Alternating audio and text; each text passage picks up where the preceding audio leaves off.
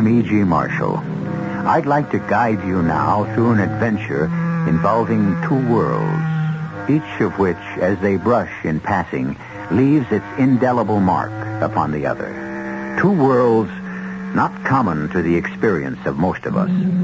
The world of crime and the world of the occult. An uneasy association, you say? Yes, that and more. Much, much more, as you will hear. Our mystery drama, The Moneymakers, was written especially for the Mystery Theater by Fielden Farrington and stars William Redfield and Bryna Rayburn. It is sponsored in part by Listerine Lozenges and Sign-Off, the sinus medicines. I'll be back shortly with Act One. In case you've forgotten how much fun driving can be, Buick would like to introduce you to Skylark, a small car that's all Buick, with room, comfort, and an engine that no other compact car in America offers, the incredible Buick V6. Skylark, it's free spirit made practical.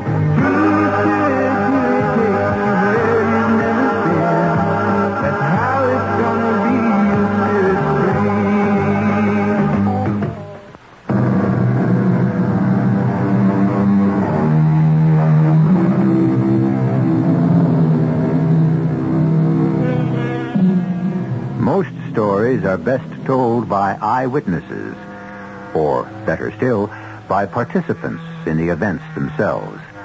For this occasion, I have such a participant to tell you his own story. He is not your run-of-the-mill narrator, however. He is, to put it plainly, a ghost.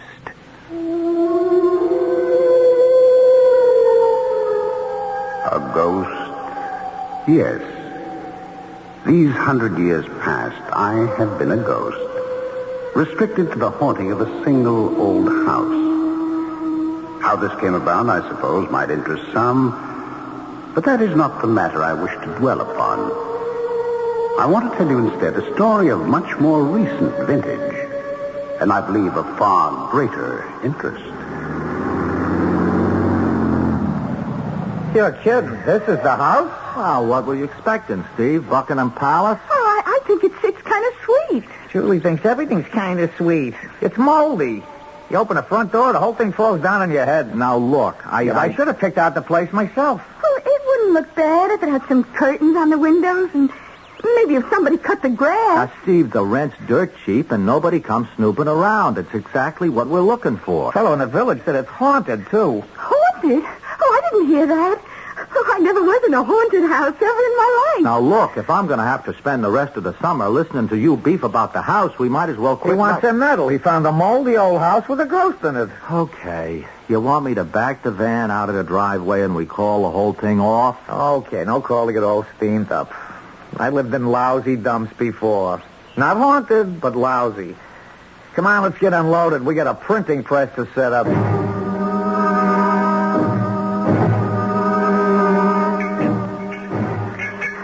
Can I help, Roy? You better just stay out of the way, huh, Julie? Yeah, out of the way. Okay. Hey, what are you going to do with a printing press way out here in the country? Okay, Roy, tell her. Steve and I have decided to go into the printing business for ourselves, Julie. Oh, that's nice. But way out here?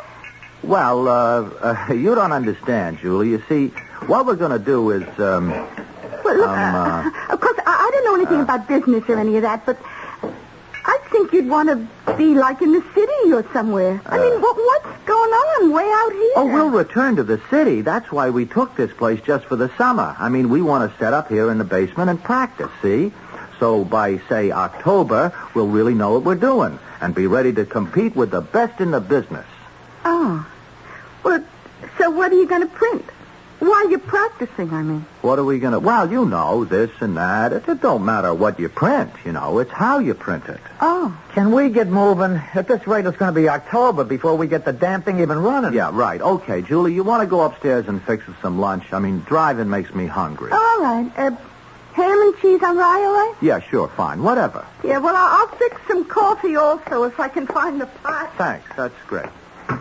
You mean to tell me she's going to buy a kooky story like that? We're going to spend the summer practicing? Julie believes anything I tell her. Yeah, I guess. Anything anybody tells her. Julie's okay, Steve.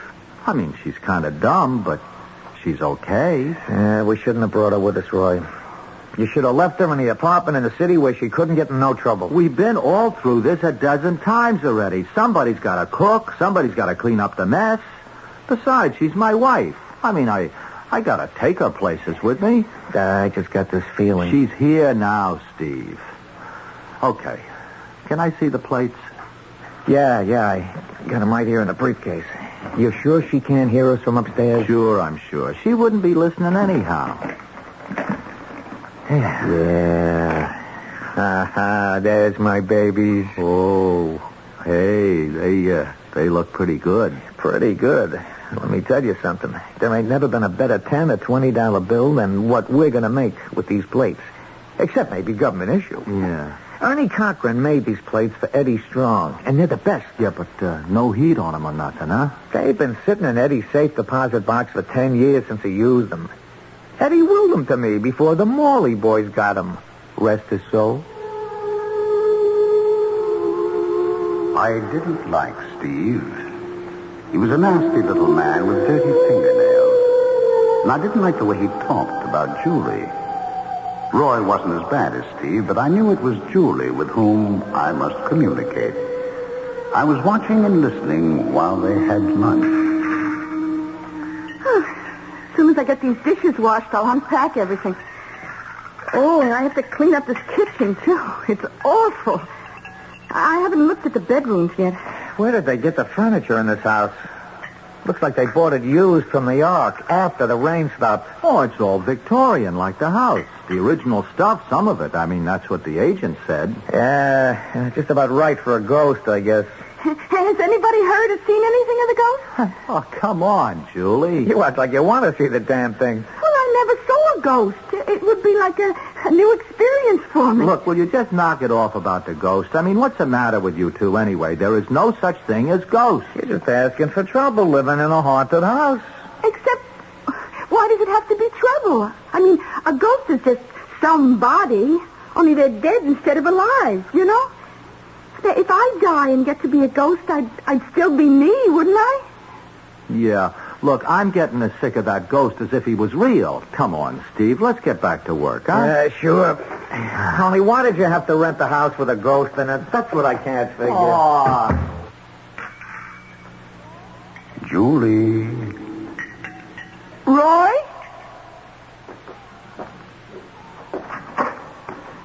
Roy, did you call me?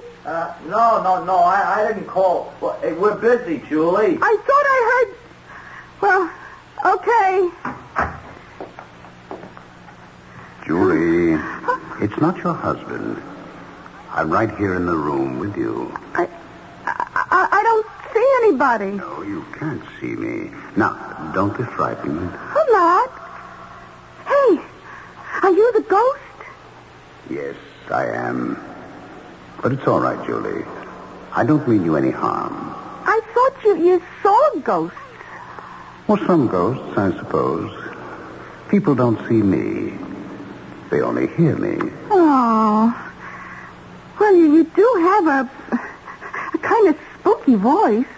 I wouldn't have troubled you, but there is a favor I must ask. A favor? Well, sure. Anything I can do. Thank you. First, though, I must tell you my story.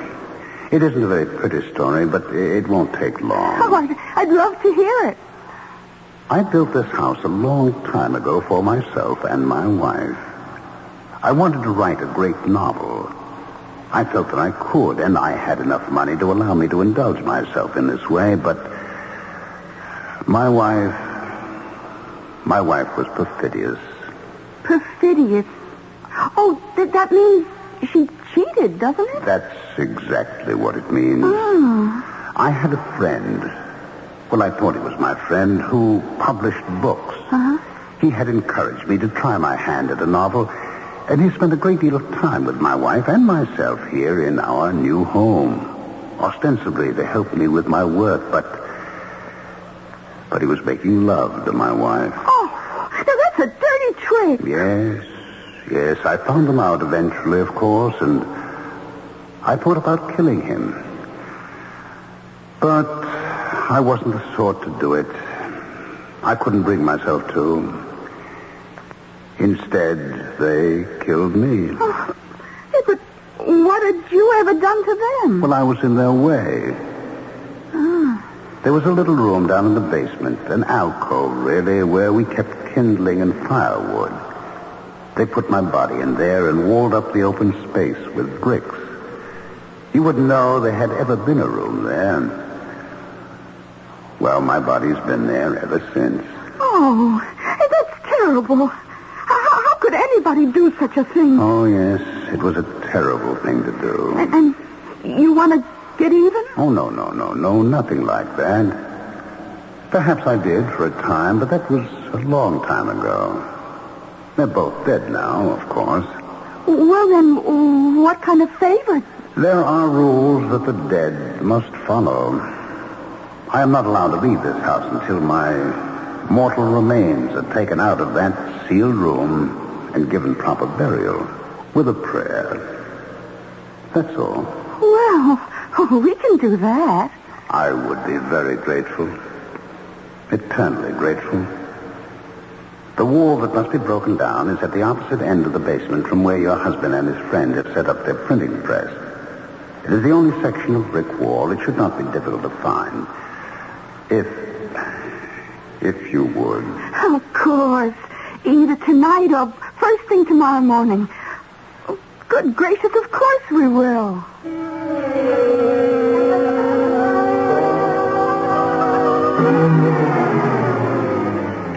Oh, now that was a steak. Yeah, better than the beans and franks we'd have probably had if Julie hadn't been here, right, Steve? Oh, why wouldn't I be here? Oh, after a steak like that, I ain't mad at nobody. You stay forever, Julie. Hey, any more of that beer in the icebox there? Yeah, most of the case. You want a beer, Roy? Yeah, sure, why not? Okay. Hey, kitchen looks pretty respectable the way you got it cleaned up, Julie. It's really a sweet little house. We got to get hold of a TV somewhere. Roy, can I talk to you? Sure, baby. Look, you got to believe this, Roy. I was talking to the ghost this afternoon, just after lunch. Julie, come off it. Talking to us? His name is Noah Carpenter. It was, anyway. He was murdered in this house. I don't know how long ago, when it was new, and they hid his body in an alcove down in the basement. He wants us to take it out of there and bury it. Are you trying to tell me you found all that out from a ghost? Yeah. A talking ghost? Talks just as good as you. Better if you want to know. I don't like it. I don't like ghosts around underfoot. Wait a minute. Are you both crazy? For Pete's sake, there is no such thing as ghosts. Look, we have to break through a brick wall down the basement. I know where to look. And we have to take him out and bury him and say a prayer. A prayer? You want to do it now or wait until morning? Roy, I want to rush this job through and get out of here. This place gives me the creeps. Look, you're both out of your skulls. We're going to go right ahead and do everything the way we planned it. We're not going to rush things, and we're not going to go looking for dead bodies. I mean, what is the matter with you two? Look, I can do it myself if you won't help me. You are to stay out of that basement, Julie. That's an order.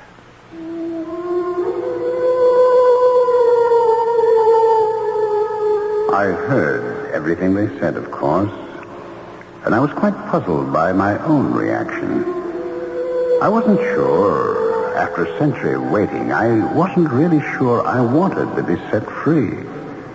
Not as long as Julie stayed in the house. I knew it was nonsense. I knew it could never possibly work out. I was a ghost, after all, and she was very, very much alive. But I was in love with Julie.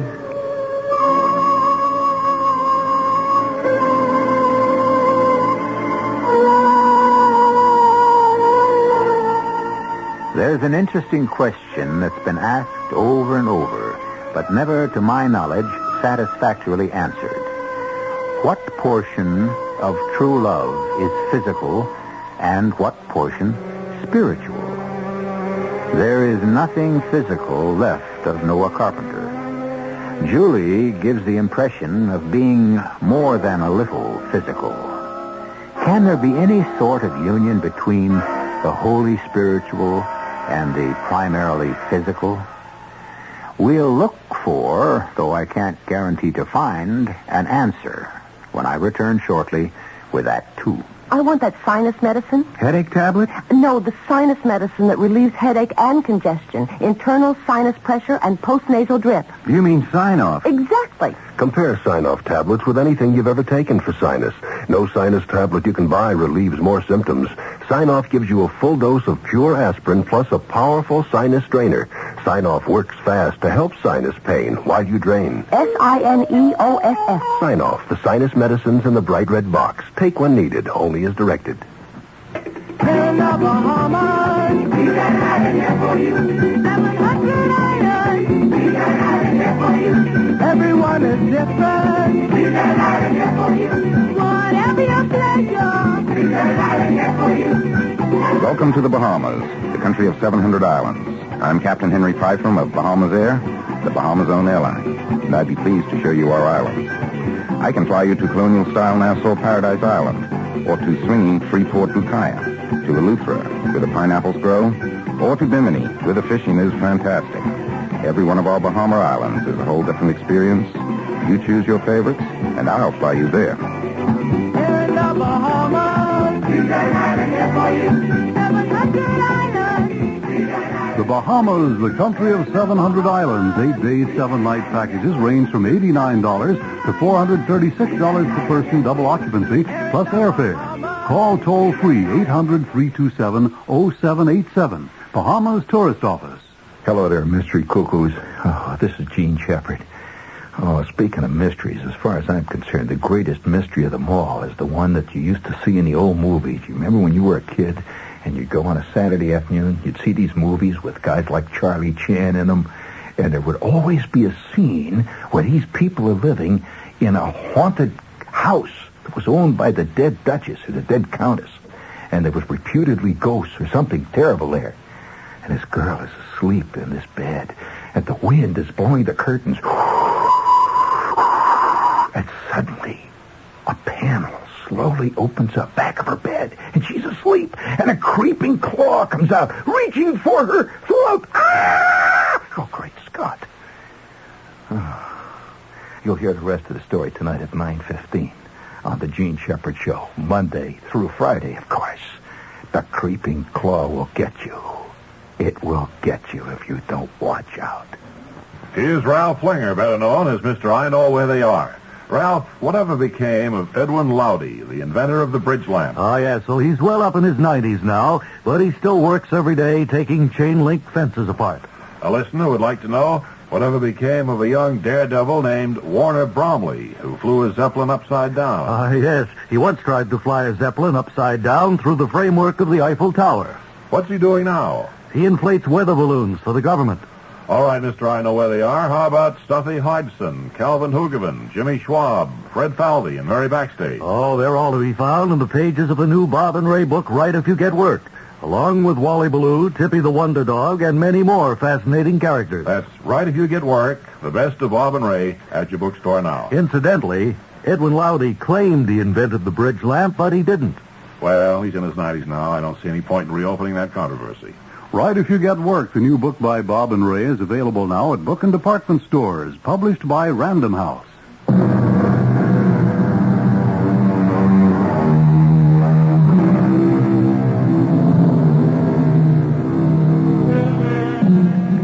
Some very strange things are happening in the old house which Noah Carpenter has been haunting these past 100 years. You'd think just the haunting would be sufficiently out of the ordinary, wouldn't you? But now a printing press has been installed in the basement of the house, and Roy and Steve plan to use it to print a great deal of counterfeit money. And as if even that weren't enough, Noah, the ghost, has fallen in love with Roy's wife, Julie. All very involved and seemingly unresolvable. Okay, that's enough. Don't waste the paper. It's just a test run. Right. Hey, the 10s look pretty good, Steve. Yeah, and the 20s, too. Pretty darn good. You better believe it. I mean, like real, you know? I'd take them any day. Except they all got the same serial number. Anybody would take them. You know, I bet you could run these things to a bank one at a time. It gives me a kind of a creepy feeling, you know? Making my own money. You'll get used to it. What are we going to do with it, you know? After we get it printed? I told you already. I got it fixed up with Sam Brophy. You know Sam? No. The handler, they call him. Oh. He gets the stuff into circulation. Yeah, but how? I mean, how does he do it? Well, that's his business. I'm not about to ask him. Yeah, but how much... Well, I never asked you how much his take is. We get 20%. We get 20%? That's right. We give him 250,000 queer ones, and he gives us 50,000 straight ones. 50,000? Out of 250,000? It's a real good deal. Yeah, but I figured, couldn't we do it ourselves? You know, pocket the whole 250 grand? Forget it. Why? For one thing, I got a deal with Sam. Besides, he's got the contacts, and we ain't. We try something like that, we're both going to end up doing a stretch. Oh, man, you make $250,000, you end up with only 50,000. It seems kind of lopsided to me. And we split it, so it comes to 25 grand apiece. That's what I mean. So when was the last time you were $25,000 spending money? I never did.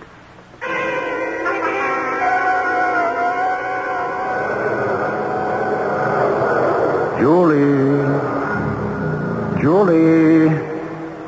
Hey, is that... It's Noah, Julie. Oh, for crying out loud, how long have you been in here watching me? I just got here. I've been down in the basement. Well, you shouldn't sneak up on a girl when she's got her hair tied up in an old rag and wearing these awful old slacks. And... You look beautiful, Julie. Very beautiful. Well, thank you. I was just trying to clean this living room a little. Oh, it's been quite a while since the place was cleaned. You know something? It's not fair. What isn't fair? Well, you can see me in a mess like this, or all dressed up, or goodness only knows how else. But you, I've got no idea at all what you look like. I don't look like anything. The reason you can't see me is that there is nothing to see. Just nothing? I can't explain it to you. I'm not permitted to. Julie, may I ask you a very personal question? You can ask. Do you love your husband? Oh, that's some question. I mean, I'm married to him, aren't I? Well, that's not what I asked, is it? Well, maybe I don't know the answer. I'm married to him, and he doesn't push me around or anything. What do you care? I mean, what business is it of yours? If I were something besides what I am, well, I think I'd have to say I'm in love with you. Oh, golly. However, it's quite absurd. We won't talk about it anymore. Actually, I was wondering how badly you'd be hurt if you knew. Well, or perhaps you do know. Know what? What Roy and Steve are doing down in the basement. They're going to print counterfeit money, Julie. $250,000 in counterfeit 10s and 20s. That's against the law. Roy's not a criminal. If he isn't now, he will be very soon. What am I supposed to do? Leave.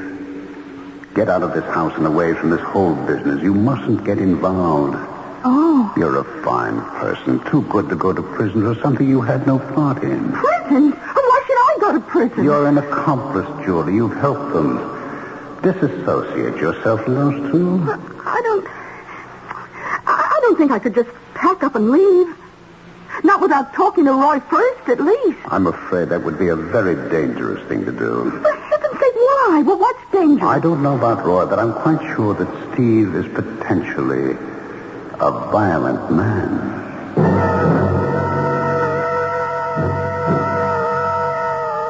I think I'm going to hit the hay. Oh, it's only 10 o'clock, Steve. We got a big day tomorrow, Roy. Wouldn't hurt if you got a good night's sleep yourself. Well, Roy, could I talk to you for a few minutes before you go up to bed?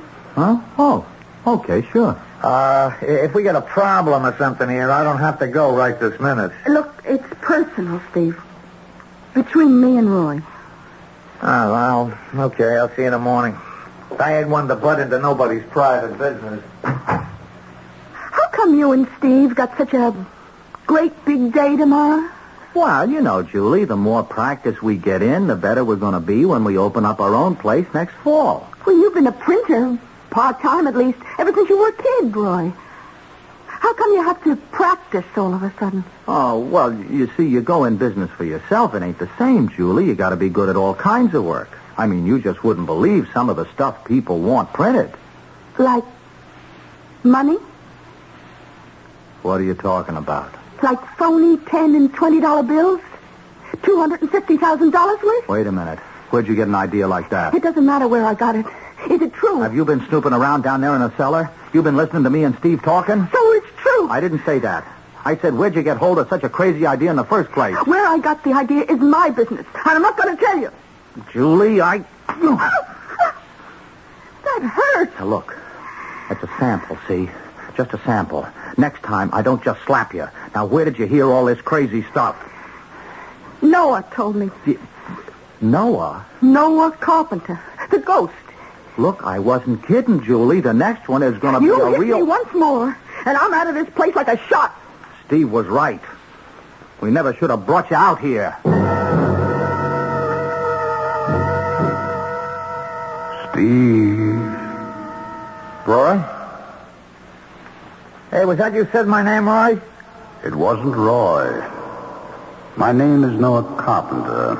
I'm the ghost. You're the... Hey, come on, cut it out. Roy, stop kidding around, will you? It isn't Roy.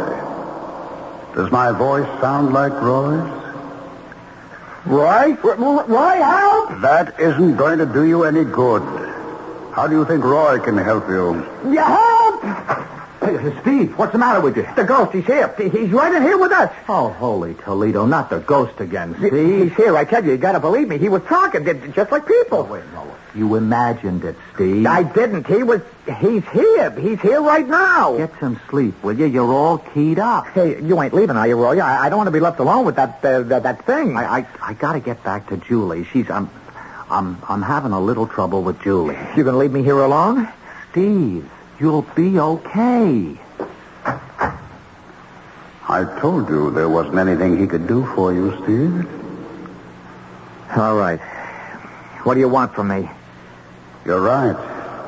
I do want something from you. Tell me and get it over with, will you? I want you to take those plates and go. Leave this house. I don't know nothing about no place. The 10s and 20s, Steve. The ones Eddie Strong willed to you before the Morley boys got him. Isn't that what you say? What's it to you anyhow? Why should a ghost care about what people do? Since I do care, it isn't important why, is it? Okay, what if I just said you to go to blazes? I'll see to it that you're apprehended and brought to justice. Both you and Roy. Now, how are you going to do that? You ain't nothing but a ghost. I've told Julie about the counterfeiting. I expect her to help me. Julie ain't going to blow the whistle on me and Roy. He's her husband. I don't think Julie wants anything to do with that kind of money. Well, just say she does, though. What could you do? Fellow in the village was talking about you. Said you couldn't leave the house. You're stuck in here. Yes, that is true. So there ain't a darn thing you can do if Julie don't blow the whistle. I'm depending on Julie.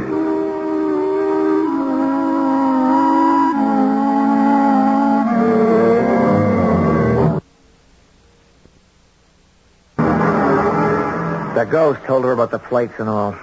Is that what you were fighting about last night? Ghost. All I hear is ghost. There ain't no such thing, Steve. You think not? Look, Steve, she knows what we're doing. Then who do you think told her? You think I told her? That lousy ghost told her, that's who. Well, whoever. She knows. Is she going to blow the whistle? I don't know. I don't believe she would. I do. I'm her husband, Steve. It's happened before. I think we better make plans.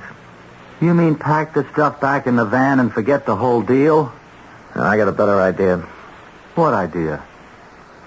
There ain't a thing that Ghost can do to us without Julie's help. He admitted it last night. Steve, I got enough trouble without Ghost. What kind of a plan have you got, huh? The Ghost is real. You'll have to take my word for it. But without Julie, he can't do a thing to us. Not one darn thing. So what's the plan, Steve? We got a hole somewhere down here in the cellar with one body already in it. Why not make it two? We're going to have to waste Julie.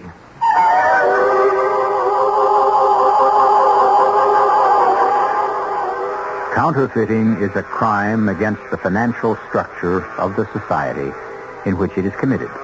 Deplorable, of course. But murder is a crime against God and against the very nature of civilization.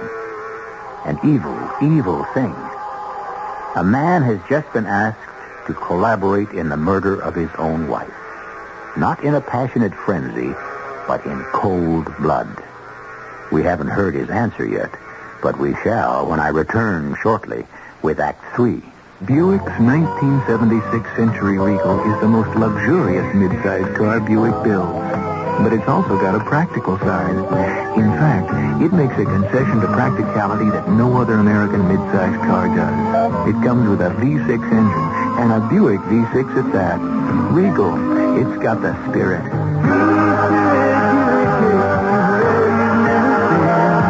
That's how it's gonna be, your spirit free.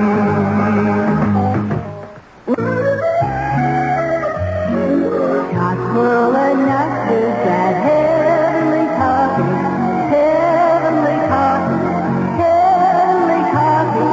Chock full of nuts is that heavenly coffee. Better coffee a millionaire's money can't buy. Chock full of nuts, the heavenly coffee, comes in just one grind. It makes perfect coffee every time, no matter how you make it. Whether you use the old-fashioned percolator or any of the new automatics, Mr. Coffee, Norelco, West Bend, or any other coffee maker, Chock full of nuts is the only coffee that gives you that perfect heavenly flavor in any of them. Chock full of nuts all-method grind coffee is a blend of the world's most expensive coffees in one grind. It makes heavenly coffee in any coffee maker, too. Only the finest, richest, most expensive coffee beans money can buy are blended into our heavenly coffee. So because we pay more for our beans, you get more flavor with the coffee. It's worth it. Why don't you try it?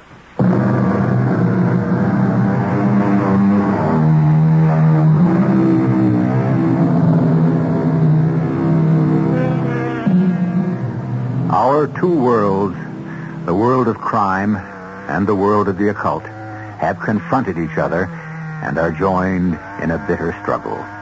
Right and wrong are clearly defined, and if you believe that right always triumphs, there is no cause for concern over the outcome. But history doesn't seem to prove beyond reasonable doubt that right, as we understand it, does always triumph in the end. The truth is, the most worthy of all are often the lost causes. Julie, you in there? Go away, Roy. I want to talk to you, Julie. I'm resting. Look, I have to talk to you, Julie. Now, please, it's important. If you were coming in anyway, why did you bother to knock? Now, Julie, listen. About last night. About you slapping me? You want to talk about that? No. About the counterfeiting. You admit that's what you're doing down there? Yeah, that's what we're doing. Mm-hmm. You see, the thing is, honey, I never could get any money ahead. Never, you know? I mean, not even enough to let us feel comfortable. So you decided to make your own. You think just because you couldn't earn all the money you wanted, that makes it all right to Look, I'm sick of being broke. And we're not hurting anybody, Julie. We're not stealing from anybody. All we're doing is just putting some fresh money in circulation. Then why is there a law that says you have to go to jail for doing it? Look, Roy, how much have you made already, huh? I mean, how many of the things have you run off? A few samples. We haven't even really started. Okay. If you want to burn up that stuff you've already made and promise not to make any more, If you just shut down the whole operation and we move out of this place, okay, I won't leave you. Leave me? You're surprised. You admit you're a counterfeiter, and you slapped my face last night, and you're surprised when I think about walking out? I never thought I'd hear you talk like this, Julie. Well, I guess the world is full of little surprises. I never thought I'd be married to a criminal. Look, I can't pull out now. Sure you can. Are you scared of Steve? Well, he's dumped a lot of money into this thing, Julie. He's made commitments, and he trusted me. The bum! He wouldn't trust his own mother. Look, if I don't pull out of this job, will you go to the police or something like that? I mean, would you turn us in? I don't know. I think probably I would. You don't mean that?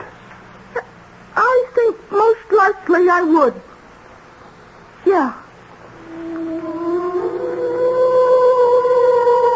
I heard all that, of course. I was struggling with my conscience. For ghosts do have consciences. Conscience is a thoroughly spiritual thing. I had more to gain selfishly by keeping my hands off than by interfering. I followed Roy down to the basement where Steve was waiting for him. Okay, you had your talk with Julie. What'd she say? Well, she still wants us to knock it off, Steve. Like she says, just load the press back on the van and drive away. Oh, no. But listen, you can see how she feels. She gets hit with this thing right out of the blue. What do I care how she feels? We're all set up here and ready to run. We'll go ahead with it. We can't. Well, look, I'm getting scared she'll turn us in. Well, we'll have to do it my way, I guess. We're going to have to waste Julie. No, you can't do that, Steve. You want to bet? Hey, you don't have to pull a gun on me. You better get used to it, Roy. I gave you a chance to go along like a nice guy, and you blew it. Now, you do things my way, or you get your head blown off. Place is going to be lousy with ghosts.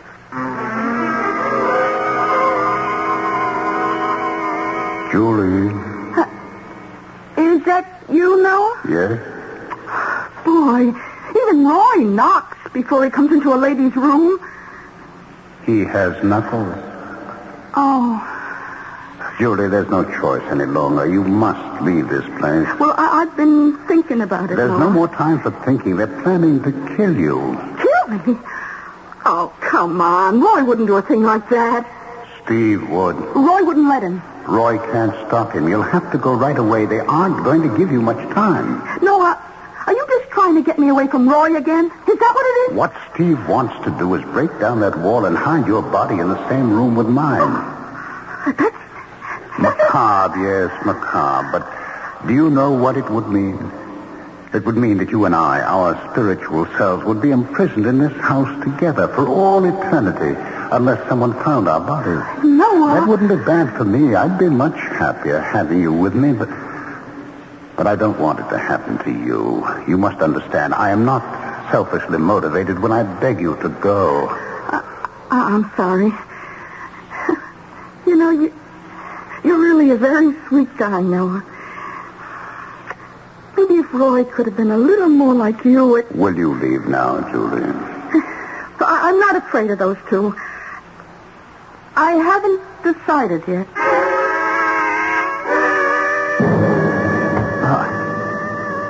Put some back into it, Roy. You act like you don't enjoy this kind of work. You holding a gun on me? Making me break into a room where you want to hide my wife's body after you've killed her? You're right. I don't enjoy it. Well, do it anyway. If you don't get to work, I'm going to have an extra body to stuff in there. Now, you see, all it takes is a little elbow grease. Wow. Okay, now widen the hole. Work the bricks loose around it. Steve, I think I'm going to be sick. There's some bones in there. A skeleton. Well, it figures, don't it? The ghost said he was in there. Well, we gonna take the thing out and bury it? Oh, you got to be kidding. Well, that's what Julie said we should do. What we broke the wall down for, Roy, was to put one in. Not take one out? Steve, please, I can handle Julie. We'll go ahead just like we planned, and Julie won't make any more trouble. I give you my word. She won't make no trouble. That's one thing you're dead right about. Now widen out that hole. Steve, if you kill Julie, I don't care if it takes the rest of my life. The rest of your life ain't going to amount to much if you don't shut up. All right. We're going upstairs now. Now, you walk just a little ahead of me and don't get funny. Just keep on thinking about this gun and remembering how I wouldn't mind using it.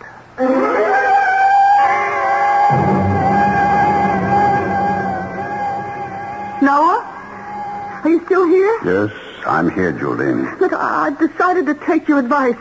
I'm going to leave just as soon as I can get packed. I'm afraid it's too late, Julie. They're coming for you right now. Coming for me? Steve and Roy. Steve is forcing Roy at gunpoint. He has no choice. Oh, what shall I do? Take the phone off and put it down on the table. If they're coming right now, I won't have It's time the to... only way I can help you, Julie. I can't manipulate material objects. I can't pick up the phone or dial it. I can't interfere physically, no matter what Steve does to you.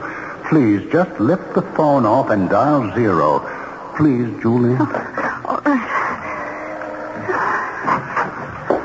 Julie, he's got a gun. There wasn't anything I could do. Come on downstairs, Julie. I'm going nowhere with either of you. Okay, take her down, Roy. Come on, Julie, please. We got to do what he says. I don't have to. Julie. You take your hands off me. Honey, he just wants you to come downstairs. I mean, that's all he wants. Sure, old Steve wouldn't hurt a fly. You know that. Operator, please send the police to the old Carpenter place out on Beechwood Road. It's an emergency. There's going to be a murder. Right to the back of the cellar. Show her where. He's going to kill me, isn't he, Roy? I tried to stop him, Julie, but he made me. Okay, right over there. Now, you see that hole? It's real cozy in there. Got a skeleton and everything. A skeleton? You found Noah. Somebody, anyway. What used to be somebody. Now, listen, we have to take him out and bury him and say a prayer. You can do whatever you want after that, but we have You to see that hole? Crawl on through there, Julie. 100 years he's been in there. Nothing but bones. Get on inside. I will not. I didn't ask you. I told you. Now do it. So you can shoot me in there instead of out here? You want me in there? You put me in there. If that's the way you want it. Don't do it, Steve. What? Who said that? Noah? That damn ghost again. Not damned, Steve. Confined to this house until my bones are properly buried, but not damned. You're the one who has that to look forward to. I don't need your lousy sermon. Do you have any idea what the punishment is for murder? Life, if they catch you. So? I don't mean worldly punishment. I mean the final judgment and punishment, and you'll be caught, Steve. There is no place to hide. You're going to give me the fire and brimstone routine now? I heard that since I was a kid. Fire and brimstone for some, but for a greedy one like you, something more imaginative, I should think. For example, poverty. Never enough to eat. Never enough clothing to cover you decently or keep you warm. Never the hope even that things will get better. That ain't the way I heard it when I was a kid. And loneliness. Never anyone who'll even pretend to be your friend as Roy has done here. An eternity of loneliness and want. You'll know yourself as utterly despicable. You'll envy those, even the other damned souls who don't have to live with you. You'll despise yourself that much. Now, wait just a minute. 1,000,000 lifetimes of regret. 1,000,000 lifetimes to remember the moment you put enough pressure on that trigger to cause the gun to fire. You'll have all eternity in which to wish you hadn't done that. Now, look, I ain't done it yet. You have only this moment to make the decision. Make it the wrong way, and you'll spend all eternity wishing you hadn't. Either squeeze the trigger now, Steve, or hand the gun to Julie and spare yourself eternal damnation. Well, I still got the plates. I could... here, take the stupid thing. Take the gun, Julie. Don't think you scared me any, though. It's a hairy situation, that's all. I don't have to be told when a situation gets too hairy to handle. Hey, what's that? What's what? Oh, it sounds like... Don't that sound like a siren? Somebody think. I'm getting out of here. You coming, Roy? Will I? No, what shall I do? Let him go. They'll catch you. Steve's right. Look, honey, we got to get out of here. You go ahead. I'm not leaving yet. Julie, I can't wait. They'll... Okay, I'm going. Oh, no. You saved my life. I wonder if all those things I said are true. I don't really know. Oh, you could have let him kill me and we'd have been together.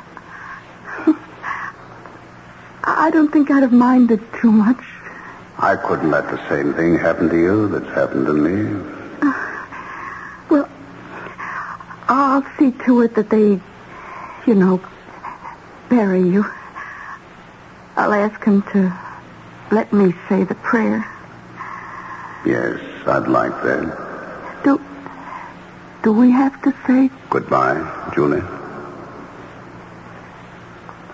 Goodbye.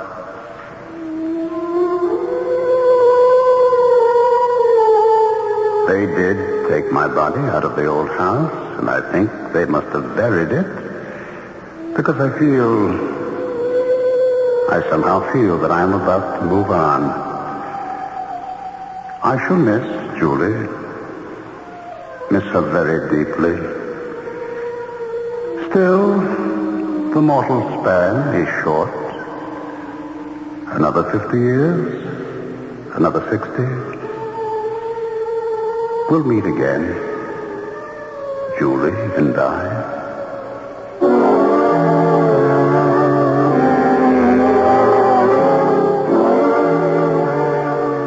It's heartening to feel that there are such emotions as love, hope, and compassion in the next life. And I found it comforting, too, that Noah seemed as human as he did. Not a moaning, chain-rattling, terrifying specter, but, as Julie herself said, just somebody who was no longer alive. I'll be back in the flesh in just a moment.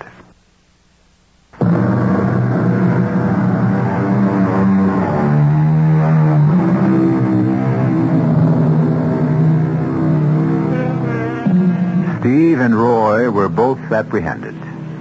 They were tried, convicted, and are serving relatively short terms. Julie has gone her own way and is doing well. She often thinks of Noah.